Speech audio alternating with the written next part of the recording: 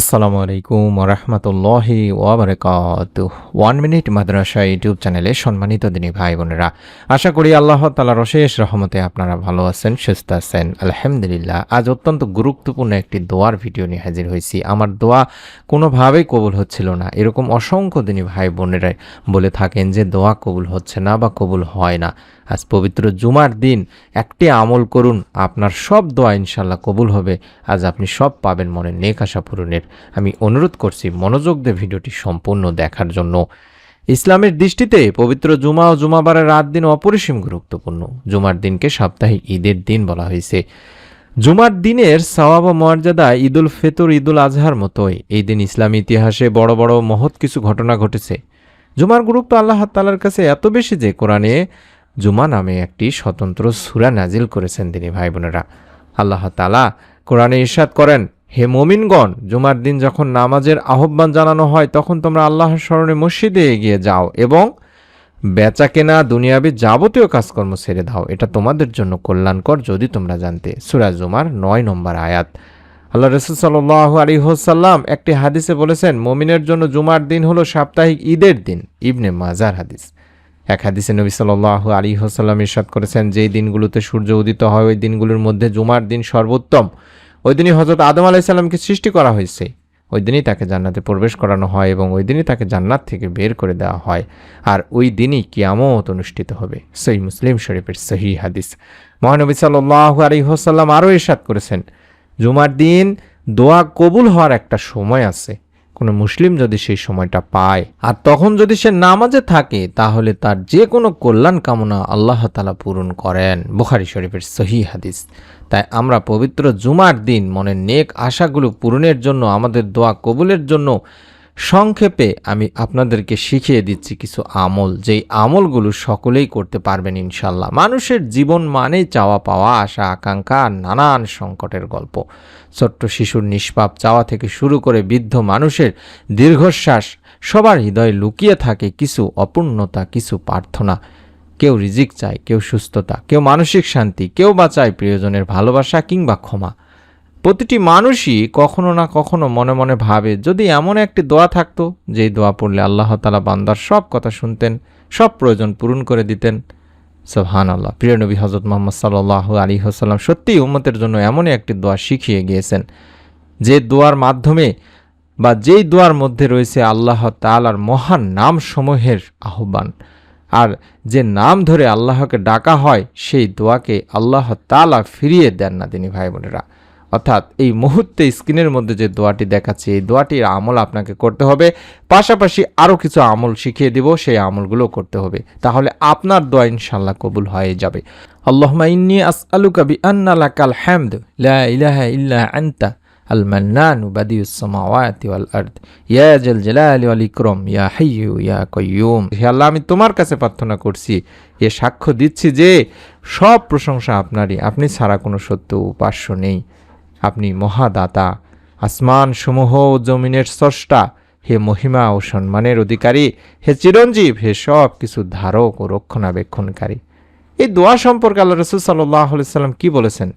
আল্লাহ রাসূল সাল্লাল্লাহু আলাইহি সাল্লাম এক ব্যক্তিকে এই দোয়াটি পড়তে শুনে তখন বললেন, সে আল্লাহকে তার মহান নামের মাধ্যমে ডেকেছে। যে নামে ডাকলে আল্লাহ সাড়া দেন এবং যে নামে চাইলে তিনি দান করেন। আবু দাউদ, তিরমিজি, নাসাই শরীফের একটি হাদিস। অর্থাৎ এই দোয়াটি আমাদেরকে পড়তে হবে তিনি ভাই বোনেরা। কখন পড়বেন? এই দোয়াটি চাইলে নামাজের আগে, পরে কিংবা দিনের যে কোনো সময় পড়া যেতে পারে। বান্দা যদি আন্তরিক হৃদয়ে এই দোয়া পড়ে, আল্লাহ তাআলার কাছে কিছু চায়, আল্লাহ তার দোয়া কবুল করেন। তবে হ্যাঁ দিনী ভাই বোনেরা, মনে রাখবেন, দোয়া শুধু কিছু শব্দের সমষ্টি নয়, এটি বান্দার হৃদয়ে আর্তনাদ, রবের দরবারে অসহায় আত্মসমর্পণ। মানুষ যখন পৃথিবীর সব দরজা বন্ধ দেখে তখনও আল্লাহর দরজা খোলা থাকে। আর যে বান্দা আন্তরিকতার সাথে আল্লাহকে ডাকে, আল্লাহ কখনোই তাকে নিরাশ করেন না। তাই জীবনের প্রতিটি সংকট, দুঃখ, ভয় কিংবা অপূর্ণতায় এই মহান দোয়াটি বেশি বেশি পড়ুন। আল্লাহর মহান নাম ধরে তাকে ডাকুন, কারণ তিনি সেই দয়াময় রব যিনি বান্দার নীরব কান্নাও শুনতে পান এবং সময় মতো তার জন্য উত্তম ফায়সালা করে দেন। আপনাদের কাছে অনুরোধ করছি দিনী ভাই বোনেরা, আমি এই দোয়াটি আপনাদেরকে পড়ার জন্য কিছু নিয়ম বলবো এখন। অর্থাৎ আপনাকে সর্বপ্রথম যে কাজটি করতে হবে, পবিত্র জুমার দিনে চেষ্টা করবেন আসর থেকে শুরু করে মাগরিব পর্যন্ত বা যেই সময়গুলোতে দোয়া কবুল হয় সেই সময়গুলোতে আমল করার চেষ্টা করবেন। সর্বপ্রথম কাজ হলো ইস্তেগফার করে নেওয়া, অর্থাৎ আপনাকে বেশি বেশি করে ইস্তেগফারের আমল করতে হবে। প্রতিদিন বুঝে না বুঝে নিজের অজান্তে অসংখ্য ভুল করে বসে থাকি আমরা। অধিকাংশ সময় আমরা জেনে বুঝেই শুধুমাত্র শয়তানের কুপবৃত্তির অনুসরণ করে পাপ করে ফেলি। তবে আল্লাহ তাআলা পাপাচারে লিপ্ত বান্দার জন্য ক্ষমার দুয়ার খোলা রেখেছেন সব সময়। তাই মানুষ যত ভুলই করুক না কেন, অনুতপ্ত হৃদয় আল্লাহ তাআলার কাছে ক্ষমা চাইলেই তিনি ক্ষমা করবেন। আল্লাহ রাব্বুল আলামিন কোরআনুল কারিমে বলেন, এবং আমি অবশ্যই ক্ষমাশীল তার প্রতি যে তওবা করে, ঈমান আনে, সৎকর্ম করে এবং সৎ পথে অবিচল থাকে।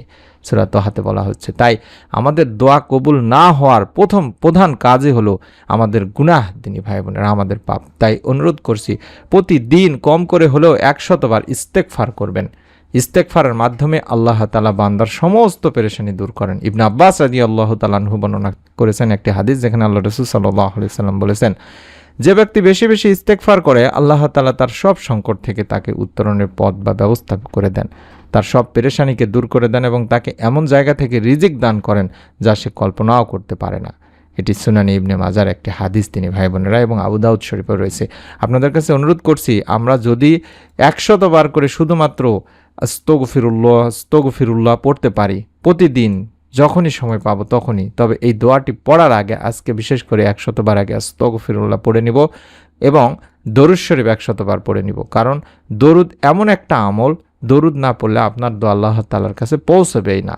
আর দরুদ পাঠকারীর জন্য স্বয়ং ফেরেশতারা পর্যন্ত দোয়া করে থাকেন। আমির বিন রাবিয়া রাদিয়াল্লাহু তাআলা আনহু থেকে বর্ণিত হাদিসটিতে আল্লাহ রাসূল সাল্লাল্লাহু আলাইহি ওয়াসাল্লাম বলেন, যখন কোনো মুসলিম আমার প্রতি দরুদ পাঠ করে এবং যতক্ষণ সে আমার প্রতি দরুদ পাঠরত থাকে ততক্ষণ ফেরেশতারা তার জন্য দোয়া করতে থাকেন, এবং বান্দা চাইলে তার পরিমাণ, দরুদ পাঠের পরিমাণ কমাতেও পারে, বাড়াতেও পারে। তাহলে বুঝতে পারছি আমরা যতক্ষণ দরুদ পড়ব ততক্ষণ ফেরেশতারা আমাদের জন্য দোয়া করতে থাকবেন। আর দরুদবিহীন দোয়া যেহেতু কবুল হয় না, আল্লাহ তাআলার কাছে পৌঁছায় না, তাই আমরা অন্তত 100 বার আল্লাহুম্মা সাল্লি আলা মুহাম্মাদিন ওয়া আলা আলি মুহাম্মাদ এই ছোট্ট দরুদটিও 100 বার পড়ে নিব। দরুদ ও ইস্তেগফার 100 বার পড়ে নেওয়ার পরে কম করে হলেও 3 বার পাঠ করব, আল্লাহুম্মা ইন্নী আসআলুকা বিআন্না লাকাল হামদ লা ইলাহা ইল্লা আনতা আল মান্নানু বাদিউস সামাওয়াতি ওয়াল আরদ ইয়া জাল জালালি ওয়াল ইকরাম ইয়া হাইয়্যু ইয়া কাইয়্যুম। আল্লাহুম্মা ইন্নী আসআলুকা বিআন্না লাকাল হামদ লা ইলাহা ইল্লা আনতা আল মান্নানু বাদিউস সামাওয়াতি ওয়াল আরদ ইয়া জাল জালালি ওয়াল ইকরাম ইয়া হাইয়্যু ইয়া কাইয়্যুম। আল্লাহুম্মা ইন্নী আসআলুকা বিআন্না লাকাল হামদ লা ইলাহা ইল্লা আনতা আল মান্নানু বাদিউস সামাওয়াতি ওয়াল আরদ ইয়া জাল জালালি ওয়াল ইকরাম ইয়া হাইয়্যু ইয়া কাইয়্যুম। এভাবে 3 বার পড়ে আমাদের মনের যত আশা আকাঙ্ক্ষা, যত চাওয়া পাওয়া দোয়া, সেগুলো আল্লাহ তাআলার কাছে বলবো। রব্বুল আলামিন আপনাকেও নিরাশ করবেন না ইনশাআল্লাহ। মনের মধ্যে একটা বিশ্বাস নিয়ে নিয়ত করে আজ আমল করুন, আল্লাহ তাআলা আপনাকে নিরাশ করবেন না ইনশাআল্লাহ। এবং নিজে আমল করুন, আপনার নিকট আত্মীয়স্বজনদেরকেও আমলটির কথা বলুন। পরবর্তী নতুন আমলের ভিডিও পাওয়ার জন্য এই সাবস্ক্রাইব লেখা বাটনটি ভিডিওটির নিচে আছে, একটু কষ্ট করে দেখুন, পেয়ে যাবেন। এটার উপর একবার চাপ দিয়ে রেখে দিন, নতুন ভিডিও আপনার কাছে পৌঁছে যাবে। সকলে ভালো থাকুন, সুস্থ থাকুন। আমরা দোয়া করি আল্লাহ তাআলা যেন আপনাদের সকলকে আমলের উসিলায় আপনাদের যার যার দোয়া কবুল সুসংবাদ দান করেন এবং মনে নেক আশা পূরণের সুসংবাদ দান করেন। আমিন। আসসালামু আলাইকুম ওয়া রাহমাতুল্লাহি ওয়া বারাকাতুহু।